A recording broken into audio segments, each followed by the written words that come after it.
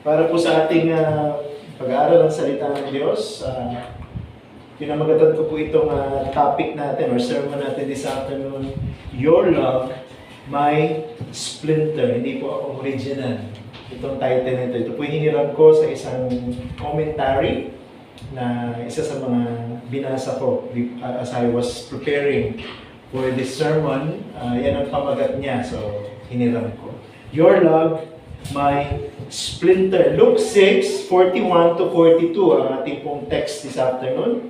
Babasahin ko po mula sa ang bagong Biblia. I hope na kita nyo na po sa inyong mga Bible. Please just follow me through as I read.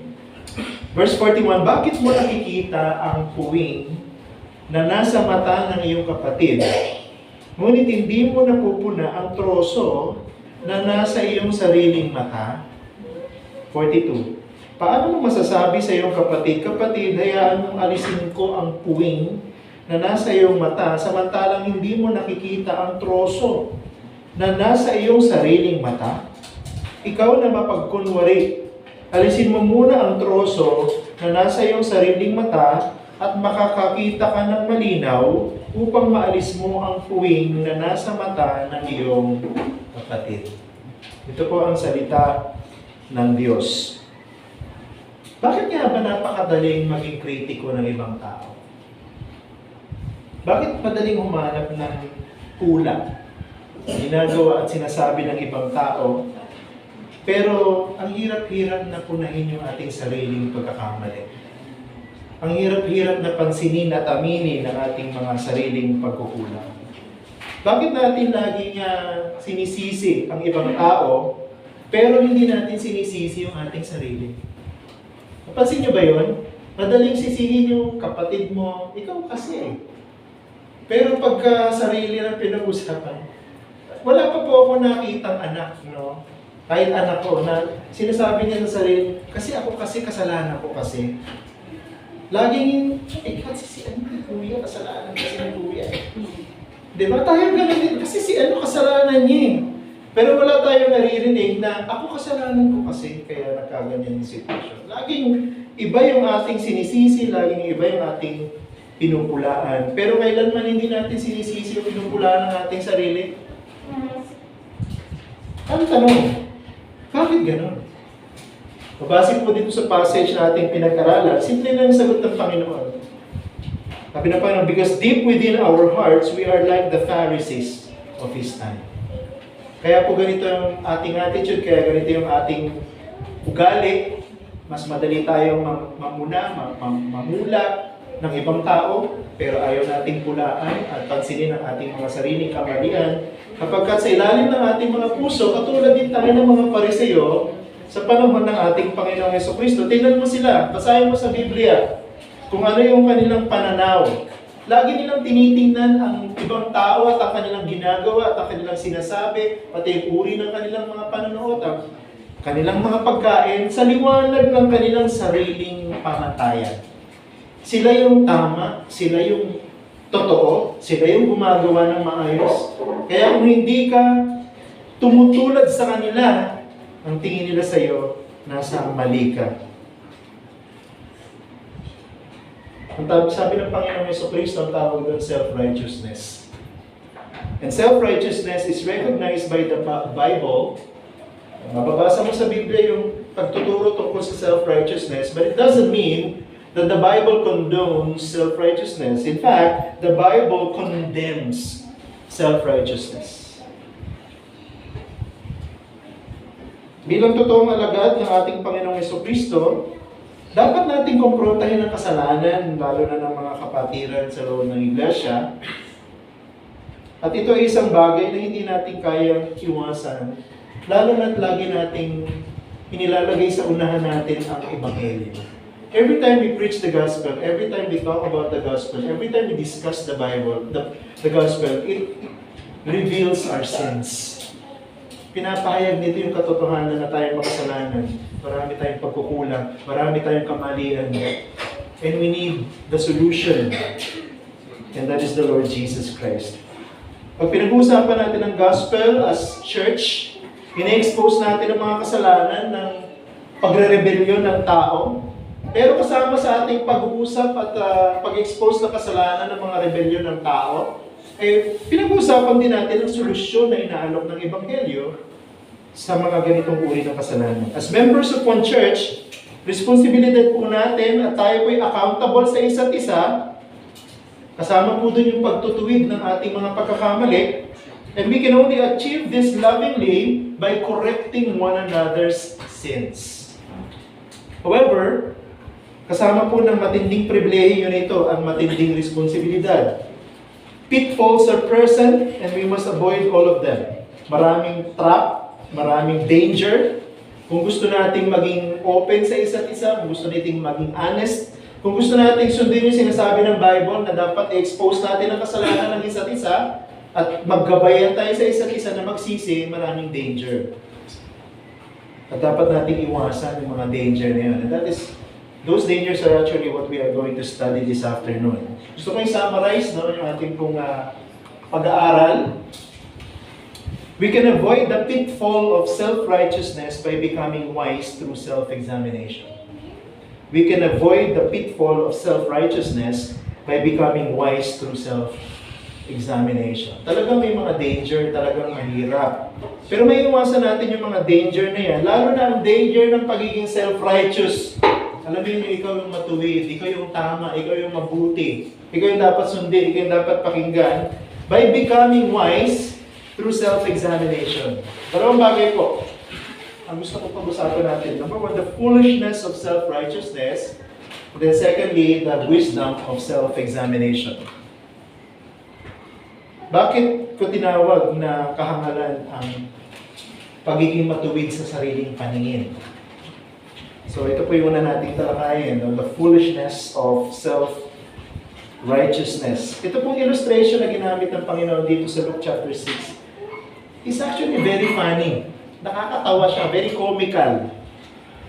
Biruin mo, para siyang caricature sa isang newspaper na nagpapahayag ng katotohanan pero ginagamitan ng exaggeration. Isang tao, pilit niyang ini-examine ang mata ng kanyang kapwa kasi gusto niyang tanggalin yung puwing doon sa mata ng kanyang kapwa, pero hindi niya alintana na yung mata niya mayroong malaking kahoy na nakaharang. Di ba nakakatawa yun? Paano mo matatanggal yung puwing na maliit? Kaya kasi tinawag na puwing, no? Hindi siya makakapasok sa loob ng mata kung hindi siya maliit, pero yung mukha mo ay natatakpan ng malaking troso. Kaya ko sinabi nakakatawa yung illustration ng ating Panginoong Jesucristo. I think the Lord wanted to mix here truth with exaggeration, not just to make people laugh. Kasi behind this illustration is a very serious problem. Kahit gaano isipin ng isang tao na mabuti yung kanyang intensyon na ipakita sa kanyang kapwa ang kanyang kasalanan, nagiging hipokrito pa rin siya kung sinasadya niyang kaligtaan o kalimutan na mayroon din siyang kasalanan. Kaya ako sinabing foolishness of self-righteousness. Originally, ang Panginoong Jesucristo, nung kanyang itinuro ito, ang kanyang iniisip na nagpipilit alisin ang puwing ng kanyang kapwa pero may malaking troso sa kanyang mukha ay yung mga Pariseo. Yung mga pinuno ng relihiyon ng panahon nila. They have elevated themselves in a position of superiority. Bakit ko nasabi yan? Kasi sila yung teacher ng kautusan. Diba? Expert sila sa kautusan. Expert sila sa Old Testament. Sila yung pinaniniwalaan. Sila yung pinakikinggan ng mga tao pagdating sa pagtuturo ng katotohanan. And yet, kahit na sila may authority pagdating sa kautusan, pilit naman nilang tinatago ang kanilang kasalanan. Kaya sinabi ng Panginoon, kayong mga mapagkunwari. Paano inilarawan ng Panginoon ng mga Pariseo ng panahon niya? Pakinggan niyo yung sinasabi sa Matthew 23 verse 28. Ang sabi dito, gayon naman kayo, tinutukoy ko yung mga Pariseo, na nasa labas ay mistulang matuwid sa mga tao, ngunit sa loob ay puno kayo ng pagkukunwari at kasamaan. Tignan mo, sa panlabas, matuwid. Diba? Planchado yung damit. No? Nakapumada pa yung buhok. No? Mabangong-mabango. Pero yung kalooban nila ay puno ng kasamaan. That's how the Lord described the Pharisees of His time. Now, sinasabi po ng Panginoon ito sa atin hindi para iwasan yung mga tao na gumagawa ng kasalanan, kundi para turuan tayo kung paano sila tutulungan at itutuwid. However, may warning po dito sa atin. Kung gusto po natin talaga na tumulong sa ating kapwa, na makita nila yung kanilang kasalanan, at madala sila sa daan ng katuwiran, huwag po tayong maging hangal, na baliwalain, o sadyaing kalimutan, na tayo rin naman ay maraming kasalanan. Para sa Panginoon, hindi po kahangalan yung tulungan mo yung kapatid mo makita niya may kasalanan siya. Para sa Panginoon, kahangalan, yung isipin ng isang tao, o ng isang Kristiyano, o ng isang born again, na siya'y qualified na ipakita sa kanyang kapwa ang kanyang kasalanan, gayong siya nung mismo marami ding kasalanan dapat pagsisihan. Yun ang kahangalan. Now, para maiwasan po natin itong danger na ito ng self-righteousness and foolishness, dalawang bagay po yung tinuro sa atin ng Panginoon dito. Number one, we must first admit our own sinfulness. We must first admit our own sinfulness. Doon tayo mag-start. Huwag kang mag-start dun sa kasalanan niya, kapatid. Dapat mag-start ka dun sa may kasalanan ako sa Panginoon. Tingnan niyo po, no? Yung hint na binigay sa atin, yung clue na binigay sa atin ng Panginoon sa verse 41b at saka sa verse 42b. Parehas po yung sinasabi doon. Ano sabi diyan? Patanong ang Panginoon. Sabi niya, ngunit hindi mo napupuna ang troso na nasa iyong sariling mata? Sabi po ng dictionary, tinignan ko po sa online dictionary, hypocrisy is the practice of claiming to have moral standards or beliefs to which one's own behavior does not conform. Ano ibig sabihin ng lalim?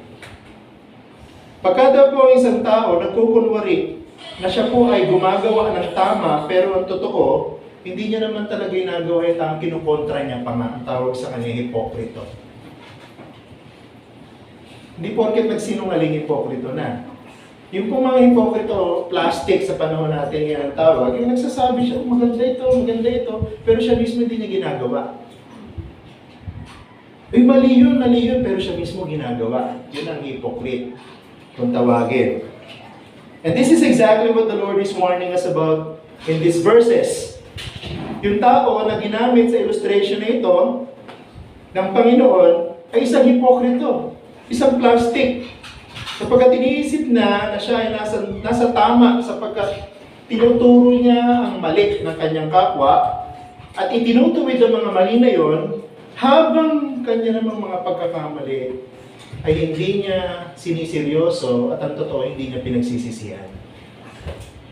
Sana tayong mahulog sa ganun. Magaling tayong mag-identify ng mali ng iba, pero hindi mo nakikita yung sarili mong mali. Yung sarili mong pagkakamali, yung sarili mong kasalanan. At masawal pa, hindi mo na nga inaamin yung kasalanan mo, hindi mo pinagsisisihan pag sinabi sa'yo. So the point of the Lord is simple. Ang kapatid mo sa Panginoon ay nagkakasala, pero hindi lang siya. Nagkakasala ka rin. So dapat, hindi tayo magulat. No? Sapagkat ang kasalanan, isa sa mga ginagawa ng kasalanan, binubulag tayo sa kasalanan. Ulitin ko yun ha. Ang isa sa mga ginagawa ng kasalanan sa atin, binubulag tayo sa kasalanan. In fact, it is sin that makes us feel comfortable na kinikriticize natin yung mga maliliit na kasalanan ng iba, pero ang totoo, hindi natin napapansin na yung mga kasalanan natin malalaki. Yung sinasabi ng Panginoon, may troso na nakaharang sa iyong mata. Pero pilit mong tinatanggal yung maliit, microscopic na puwing sa mata ng iyong kapwa. In other words, sin turns us into fools. Ginagawa tayong hangal ng kasalanan. Tingnan niyo yung Proverbs 16 verse 2, sabi diyan, ang lahat ng mga lakad ng tao ay malinis sa sarili niyang mata. Ngunit tinitimbang ng Panginoon ang diwa. Ano ibig sabihin ng verse na yun? Maraming tao, akala niya yung ginagawa niya tama, akala niya ginagawa niya malinis, akala niya siya ay holy, pero alam ng Panginoon yung laman ng puso ng tao. At totoo, pwede natin lukuhin yung kapwa natin that we are good. Ang labas. Pero hindi natin pwedeng lukuhin ng Panginoon sapagkat nakikita niya kung ano yung hindi nakikita ng tao. Nakikita ng Diyos at tinitimbang ang Panginoon ang ating isip at ang ating puso. This kind of foolishness happens, alam niyo kung kailan nagaganap yan. Pag tayo, gumagawa tayo ng sarili nating pamantayan ng kung anong tama at mali, at pag gumagawa tayo ng sarili nating pamantayan kung anong tama at mali, usually ini-exempt natin yung sarili natin. Bakit? Kasi tayo yung gumawa ng pamantayan kung anong tama at mali. Tayo nagsasabi kung anong tama at mali, kaya hindi tayo dapat sukatin dun sa pamantayan na yun. Sino sinusukat? Ibang tao. Doon nagsisimula yun. Pag kayo nagsasabi, tama to. Pag kayo nagsasabi, mali to. Ang unang epekto nun, hindi mo sinasama yung sarili mo. Sa sinusuri mo. Laging ibang tao. Laging ibang tao mali. Laging ibang taong kulang. Laging ibang taong kapos. Paano natin may iwasan to? Kailangan suriin natin ang ating standard ng tama at mali kung ito ba'y consistent sa Bible. Pagka po consistent sa Bible yung ating pamantayan, kung ano yung tama at mali, definitely kasama tayo doon sa susukatin. Dahil ang salita ng Diyos, ang pamantayan, kung saan ang lahat ng tao, nasa ilalim nito. Kung tayo gagawa ng standard, what is right and what is wrong, we exempt ourselves, and then lahat ng tao included. Pero pag ang salita ng Diyos nagsabi, this is right and this is wrong, ang lahat ng tao ay kasama, including yourself. More often than not, pagka ganito yung ating mindset, ang salita ng Diyos ang magsasabi kung anong tama at mali. Ang salita ng Diyos ang manghuhusga kung sino ang nagkakasala at hindi nagkakasala. At sinusukat natin yung sarili natin sa ganong klase ng pamantayan, wala na tayong panahon para tingnan yung mali ng iba. Bakit? Kasi as you evaluate your own self doon sa pamantayan ng salita ng Diyos, may expose na lahat ng kasalanan mo. Wala ka ng panahon para punahin yung kasalanan ng iba. Pangalawa, we must also repent of our own sins. Hindi mo lang dapat i-admit na may sins ka. Dapat mag-repent ka sa kasalanan mo yan. Binigyan tayo ng clue ng Panginoon ng katotohanan na ito doon sa verse 42c ng ating passage. Ano sabi dyan? Alisin mo muna ang troso na nasa iyong sariling mata. Ang kasalanan po ay kasalanan kahit na ano ang itawag natin dito at kahit na papaano natin ito ititimbang o titimbangin. Tandaan natin, lahat tayo may bias. Diba? Pag sinabing bias, minsan sinasabi nating tama pagka pabor sa atin. Sinasabi nating mali pag hindi pabor sa atin. Tawag ng bias. Alam niyo, kahit yung bias na yun, kasalanan yun. We cannot trust our own assessment of what is minor sin and what is major sin. Hindi tayo yung magpapasya kung ano sasabihin natin malaking kasalanan, maliit na kasalanan, simpleng mali, malaking kasalanan. Hindi tayo Ang kahangalan po ng mga taong ganito na gustong tanggalin ng puwing sa mata ng kanilang kapwa habang nakaharang naman sa mata nila ang malaking troso, ay nagsisimula kapag sinimulan niya na ayaw tingnan yung kanyang sariling kasalanan at ayaw niya magsisi. Doon yung pugat. Dahil ayaw niya tingnan yung sarili niya, ano gagawin niya? Titingnan niya yung iba. Dahil ayaw niya pagsisihan yung kasalanan niya, ano gagawin niya? Palalakihin niya yung issue patungkol sa kasalanan ng iba. Bakit? Kasi mas madaling gawin yun. Hindi ka na mag-e-effort. Automatic. Sa puso ng isang makasalanan na palakihin ang kasalanan ng iba, pero takpan ang sariling kasalanan. The sin of self-righteousness is the love according to the Lord. Yun yung malaking cross. Yung ako ay mabuti, ako ay malinis, ako ay gumagawa ng tama, ako ay sumusunod sa Panginoon. Sila hindi. Yun ang self-righteousness. Kaya paano natin susukatin na kung tayo ba ay self-righteous o hindi? Gusto niyo malaman? Itong simple kong sagot. Self-righteous ang isang tao kung madali para sa kanya ang mag-criticize ng kasalanan ng ibang tao, pero mahirap para sa kanya na tanggapin pag yung kasalanan niya naman yung ini-expose ng ibang tao. Ang tawag sa iyo, self-righteous ka. Okay lang na pag-usapan natin yung kasalanan ni brother at saka ni sister, pero pag bumalik na yung paningin sa iyo at saka kasalanan mo at pagkakamali mo, ayaw mo na. Nagagalit ka na. Nag-walk out ka na. Ang tawag sa iyo, self-righteous. Let us all remember that speaking to explain ourselves is different from speaking to defend your sins. Yung pong nagsasalita ka para ipaliwanag ang sarili mo, iba po yun doon sa nagsasalita ka para ipagtanggol yung kasalanan mo. Kaya iba pong mga bagay yun. Karapatan po ng lahat ng tao na mapakinggan ang kanyang side pagka po may issue. At ipaliwanag ang kanyang sarili.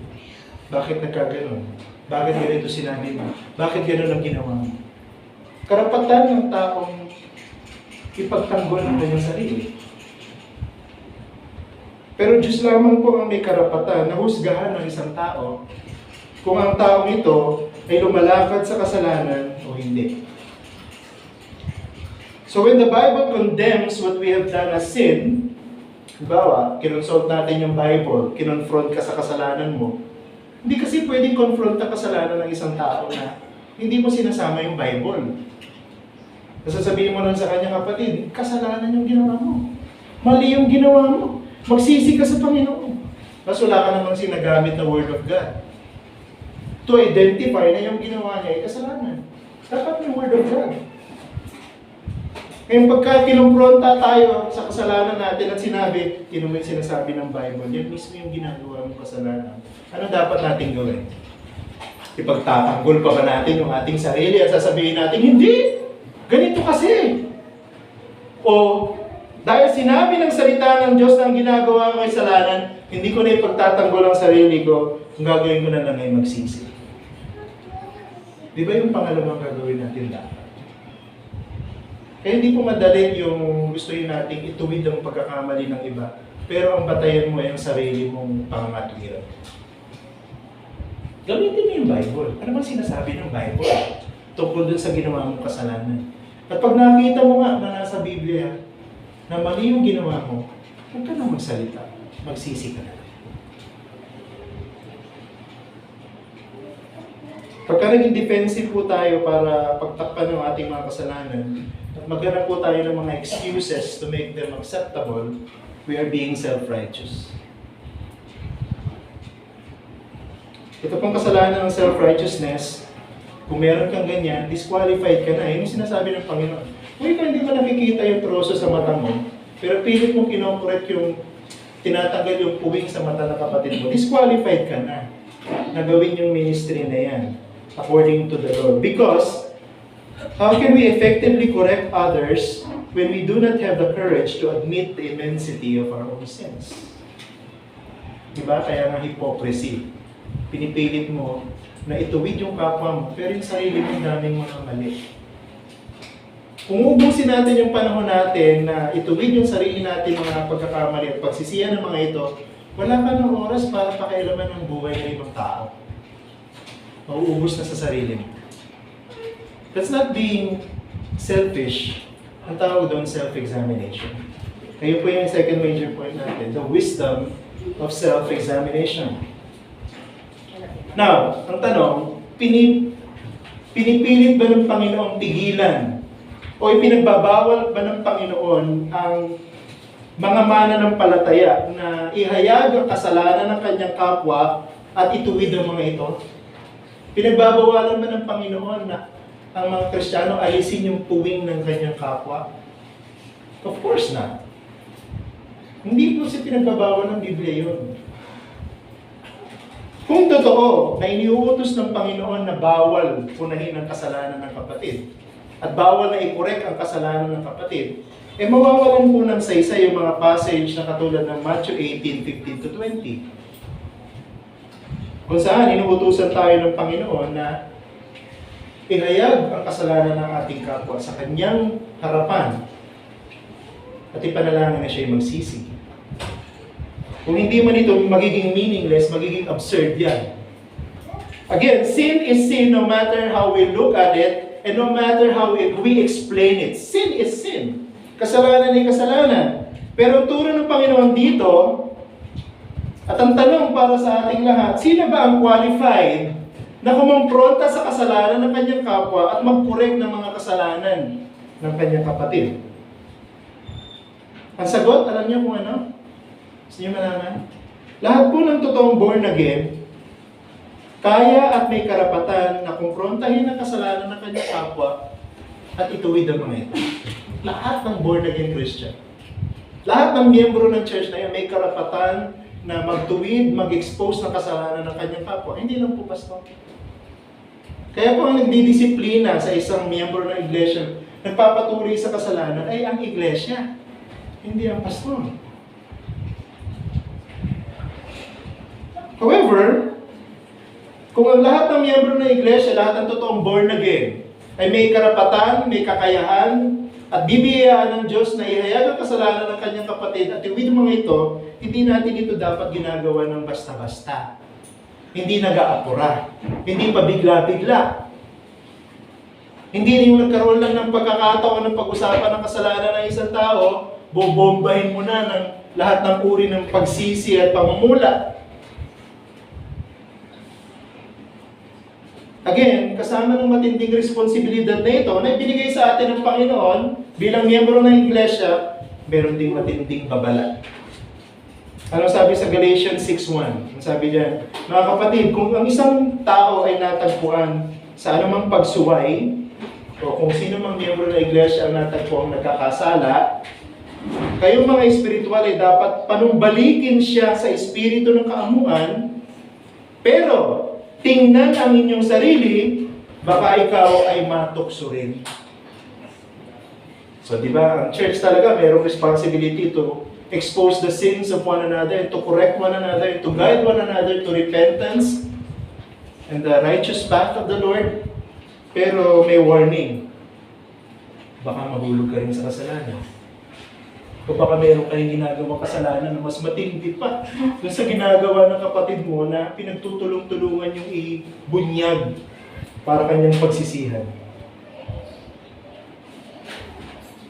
Ang pagtutuwid po ng kasalanan ng ating kapatid, dapat ginagawa ng isang born again. Bakit? Sapagkat ito po ang isa sa mga pinakamalinaw na patunay na mahal natin sila. Ulitin ko po yun. Ang pagsasabi po sa isang kapatid ng kanyang kasalanan, na pribado of course, hindi publiko, para tulungan siyang magsisi, ay isa sa pinakamalinaw na patunay na mahal natin siya bilang kapatid sa Panginoon. Magkaiba po yung pinag-uusapan ng mga miyembro yung kasalanan ng kapatid habang nakatalikod siya, kaysa dun sa tinuturo ng Biblia na puntahan niyo siya ng pribado at sabihin niyo sa kanya ang kanyang kasalanan. Nang sa gayon ay kanyang pagsisihan. Magkaiba yun. Ano pong ugali ng maraming church ngayon? Pag wala yung tao, pinag-uusapan. No? Chinchismis, iniminamarites. Inislander. Bakit ko sinasabi inislander? Kasi pagka po nagpagkantuhan na yung mga tao patungkol sa kasalanan ng iba, mas malamang na nadadagdagan niya ng hindi naman totoo.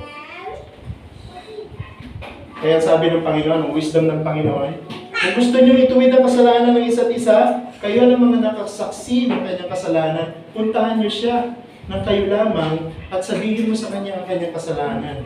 At ipanalangin mo sa Panginoon na siya'y magsisi. Ang sabi sa Galatians, nang siya'y mapanumbalik sa espiritu ng kaamuan. Ang goal natin talaga, kaya natin gustong tanggalin yung puwing sa mata ng ating kapatid, magbalik siya sa tamang landas. Magsisi siya. Nangyayari po kasi, sa mga self-righteous approaches sa kasalanan ng iba, imbis na dali natin sila sa pagsisisi, tinutulak natin sila palabas sa church. Mali na. Kasi ang goal natin, hindi tinitigilan ng Panginoon na tanggalin natin yung puwing sa mata ng ating kapatid. Siguraduhin lamang na tayo ay walang nakaharang na troso sa mata natin. Dahil gusto natin silang mapanumbalik sa tamang landas. Kung mali ang simula ng iyong approach, sigurado, lalabas ng church yan. At pag tinulak natin yan sa labas ng church, ay napakalaking pananagutan po sa Panginoon. Ang Panginoon po, pag siya'y nagpatawad, talagang sabi niya, hindi niya naaalalahanin pa. Pero ang Panginoon din, pag tayo'y tahasang gumagawa ng kasalanan, hindi niya rin malilimutang magparusa. Hindi, Pastor, Kristiyano na ako, hindi na ako paparusahan ng Panginoon. Sino may sabi sa iyo? Anong sabi ng Apostol Pablo? Ang lahat ay mananagot sa hukuman ng Panginoon sa lahat ng kanyang ginawa. Mabuti man o masama sa kanyang katawan. Be warned. The person we are correcting and restoring, katulad din natin, makasalanan.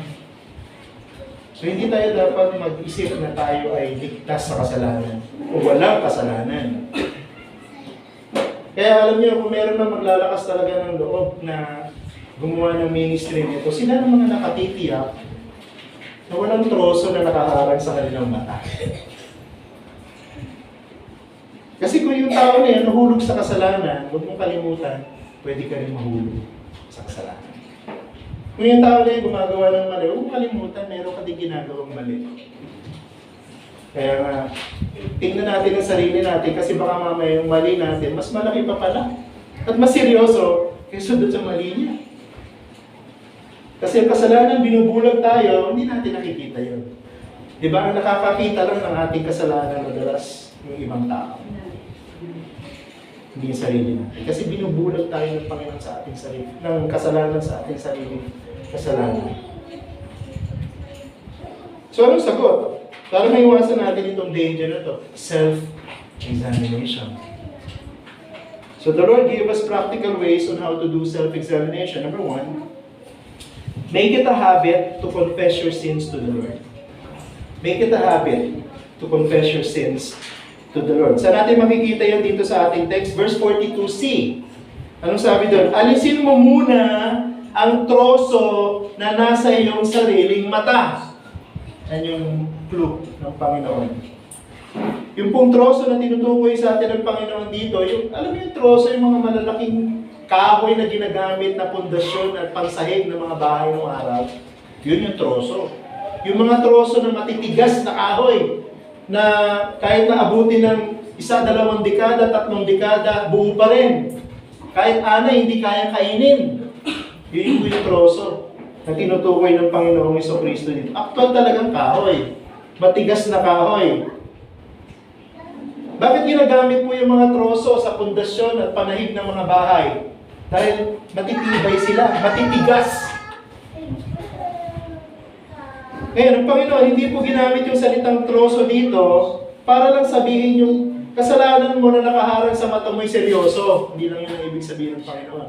Ako'y naniniwala na bukod dyan, sinasabi rin ng Panginoon na tingnan mo yung troso na nasa mata mo, nakaharang sa mata mo, dahil ang troso na yan, kung gano'n yung katigas, ganyan din katigas yung puso mo sa kasalanan mo. Kaya ginamit yung salitang troso. Yung kasalanan na hindi natin pinagsisisihan, yung kasalanan na hindi natin kinukumpisal, pinatitigas yung puso natin. Self-righteousness begins when sins are unconfessed to the Lord. Yung pagiging matuwid sa sariling paningin. Nagsisimula lahat yan pag yung mga kasalanan natin, ayaw nating ikumpisal sa Panginoon. Ang tawag po sa kasalanan na yan, yung mga kasalanan, alam niyo yun, fondled and caressed. Ang tawag po ng mga Puritans yan, the pet sins. Ang sabi po sa Psalm 66 verse 18, kung iningatan ko ang kasamaan sa aking puso, yun yung pet sin.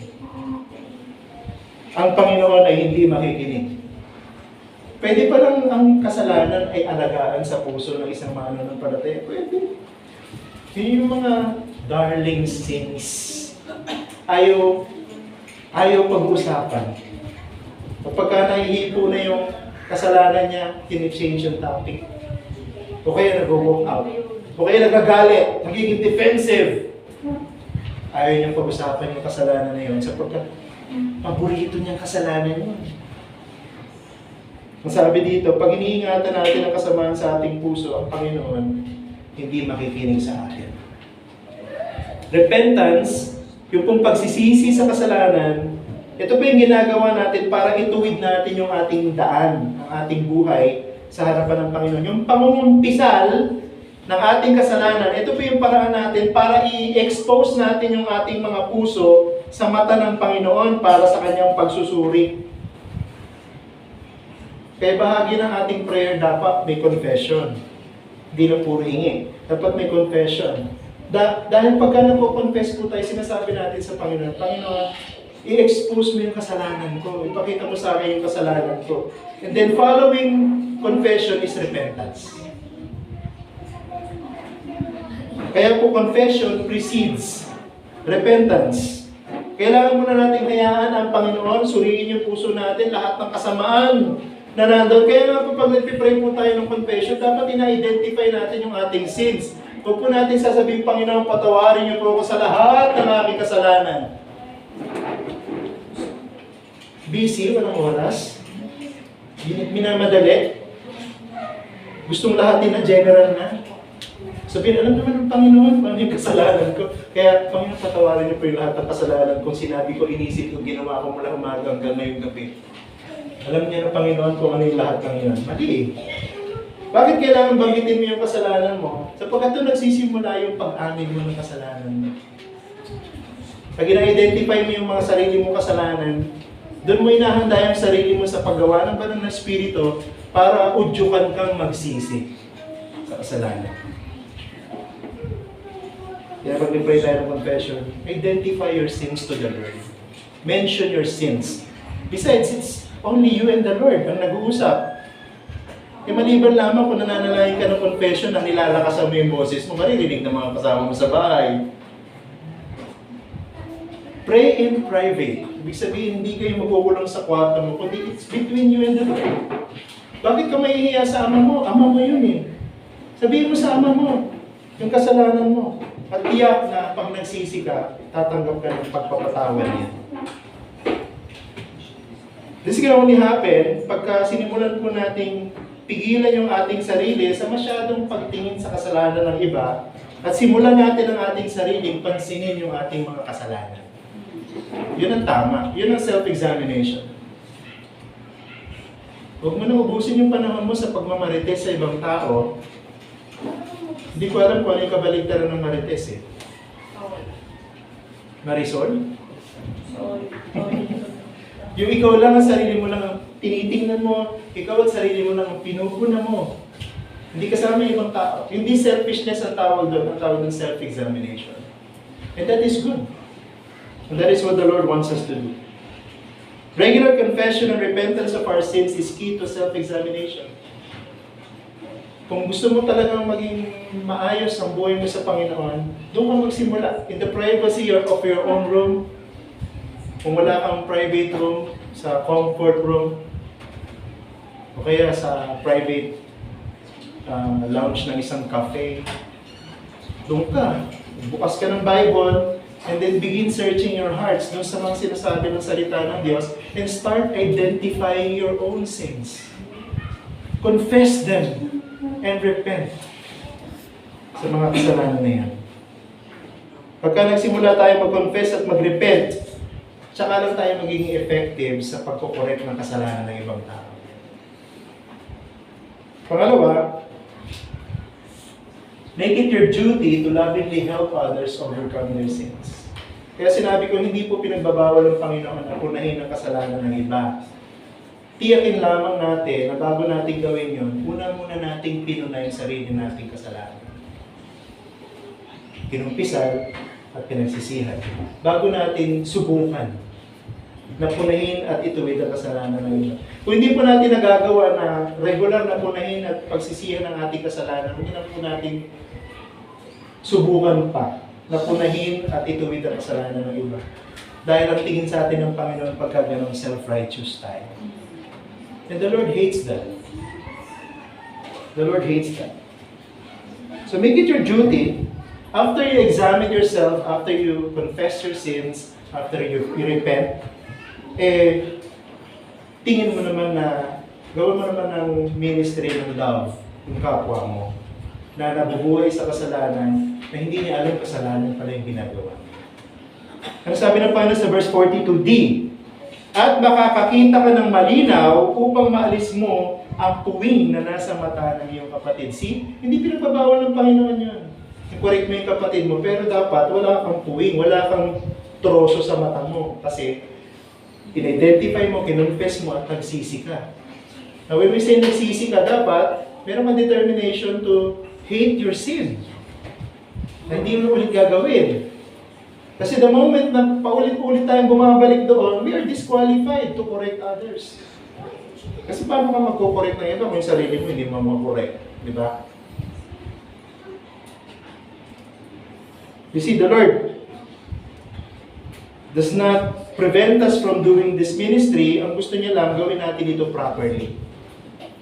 The only time we can honestly come to an erring brother para i-correct siya sa kanyang mga kasalanan kung natanggal muna natin yung troso na nakaharang sa ating sarili mo. Meaning, pagkatapos natin magkaroon ng tamang self-examination ng ating puso, confession, repentance, malinaw na natin makikita kung talagang ginagawa ng kapatid natin, kasalanan nga ba o hindi. Kasi minsan pagka malabo yung paningin natin dahil may nakaharang na kasalanan, ang tingin natin minsan sa ginagawa ng iba kasalanan, pero totoo hindi naman. Bakit? Kasi nagiging judgmental tayo. Alam yan? Bawal ang judgmental. Kung meron man dapat tayo tinitingnan when we want to become judgmental, sarili natin. Judge yourself. Let us judge yourself. Yung ginagawa natin sa ibang tao na pamamulot, pamimintas, pintasan natin sarili natin. Pintasan natin yung mga ugali natin. Ginagawa natin yan. Hindi, no? Hindi mo naman sinasabing madamot ka. Damot ka talaga. Hindi mo naman sinasabing, ano ka, ma-pride ka. Nasabi mo ba sa sarili mo yun? Pagka nga sinasabihan ka, ma-pride ka, nagagalit ka. Di ba? Sumusakalin yung tao. Kasi ano natin na-expose yung kasalanan natin. Pero ang pinakamagandang direksyon ng pagiging judgmental yung sarili mo. Tingnan mo yung sarili mo sa salamin. Hindi sa salamin sa dingding, sa salamin ng Biblia. Dumating na, ano, ako yung tinutukoy ng Panginoon dito. Tinatamaan ako sa sinasabi ng Bible. Ngayon kasi nangyayari pagka tinatamaan ako sa sinasabi ng pastor. Bira itong pastor na ito, ginagamit ang pulpito para magpatama. Pagka po ganun ang mentality ng isang tao, bulag na siya sa kanyang kasalanan. Napaka-self-righteous ng taong gano'n. Kung nating, isa pa sa mga nagiging epekto ng self-righteousness, kinocomplicate natin yung mga kasalanan ng iba. Halimbawa, hindi ka lang napansin. Diba, pumasok sa kapila, hindi ka napansin. Iko-complicate mo na yun, sasabihin, itong taong ito, may sama na loob sa akin siguro ito. Dahil siguro hindi ko pinuputak ito nung nakaraang linggo. Ganito lang, pagtingin sa akin. Sinabi ba niya sa'yo yun? Hindi, ikaw lang nag-iisip nun. Ang tawag doon, kino-complicate ng self-righteousness mo yung kasalanan ng ibang tao. Sa tingin mo yung kasalanan, pero ang totoo pala hindi. Kita mo kung gaano kahangal yung mga ganitong klaseng tao. At ang nakakalungkot, lahat tayo ganun. Aminin nyo man o hindi, lahat tayo ganun. Magaling tayo magsalita kasi si kapatid tayo, napaka-ano eh. Pero tayo rin naman, ganun. Diba? Kabulagan ng self-righteousness. Kaya sabi ng Panginoon, mag-self-examine kayo. Mag-self-examine kayo. By leading them to the way of self-examination, confession and repentance, natuturuan natin silang mabuhay ng may kabanalan. Ang duty natin, Kaya sinasabi ng Panginoon, alisin mo muna yung troso sa mata mo. Ibig sabihin ng Panginoon, examine mo muna yung sarili mo, magsisi ka ng kasalanan mo, pagkatapos saka mo lang matutulungan yung kapwa mo na mabuhay ng matuwid sa harapan ng Panginoon. Bakit? Kasi ginagawa mo muna yung tamang paraan sa sarili mong self-examination. Yung kung pagtatanggal ng buhay ng kapatid, tinuturuan lang natin siya na mag-self-examine din. Hindi po tayo nagtutuwid sa kanila. Sila po dapat magtuwid sa sarili nila. Sinasabi lang natin, ito sinasabi ng Biblia, kapatid, sa aking assessment, ikaw ay nagkakasala.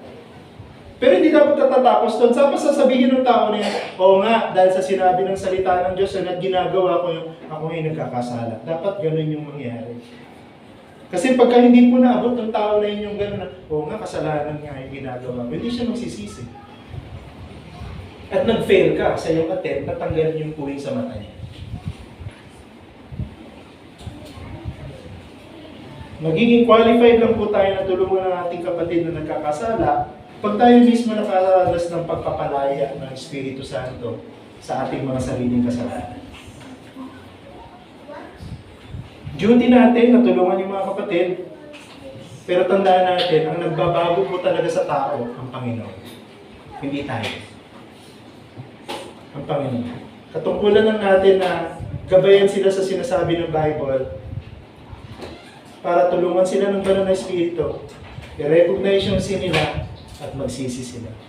Ang Panginoon. That is our loving way of helping our brothers remove the puwing sa kanilang buhay. Duty natin yan, responsibility na sa gusto may church natin, ganun tayo ka-open. Pero mag-ingat tayo na hindi tayo maging self-righteous. Ang gospel message natin dito simple. Ang Diyos, siya walang kasalanan. Pero alam niyo, imbis na ang Diyos sumbatan at pintasan tayo sa ating mga kasalanan, anong ginawa ng Diyos? Naawa siya. At pinili niyang mahalin tayo. At dahil gusto niyang maahon tayo sa ating pagiging alipin sa kasalanan, imbis na tayo parusahan, nagpadala siya ng solusyon. At yung solusyon na yun ay walang iba kundi ang Panginoong Jesucristo. Siya yung daan para makita natin yung ating kasalanan at para magkaroon tayo ng kapatawaran at buhay mo ng Amen. So dapat ganoon din ang attitude natin, di ba? Maging daan tayo para yung kapwa natin nakaahon sa kasalanan niya. Hindi yung lalong lumubog sa kanyang kasalanan. Mahirap po ito, pero sa tulong at biyaya ng Panginoon, nilagay niya sa Bible yan, ibig sabihin, dapat ina-apply natin sa ating ito. Kami po ay nagpapasalamat sa mensaheng ito. Ito po ay mabigat na katotohanan para sa aming lahat. At madalas kami po ay nabibigo na sundin talaga ito. Dahil ang kasalanan namin, binubulag kami sa aming sariling kasalanan, na ma-magnify namin yung kasalanan ng iba, exaggerate namin yung kasalanan ng iba, habang kinalilimutan namin at hindi pinapansin ang aming sariling mga kasalanan. Teach us the wisdom of self-examination, na unahin po namin pansinin at punahin at pintasan ang aming mga sariling kasalanan. At pagsisihan ng mga ito, ikumpisa ng mga ito, nang sa gayon, kami ay maging malaya mula sa aming mga nakabubulag na kasalanan at makita namin ng malinaw kung ang kapatid namin ay nagkakasala o hindi at magkaroon kami ng qualification, maging worthy kami to correct them. Because we have experienced the liberating power of the Spirit of God, kaya rin namin silang i-guide doon sa tamang process of self-examination, which is confession and repentance of sin to the Lord. Bless you po ang mga word na ito sa amin. Tulungan niyo po kami as a church to grow, to mature as a church like this, focusing on ourselves first before we look at other person's sins.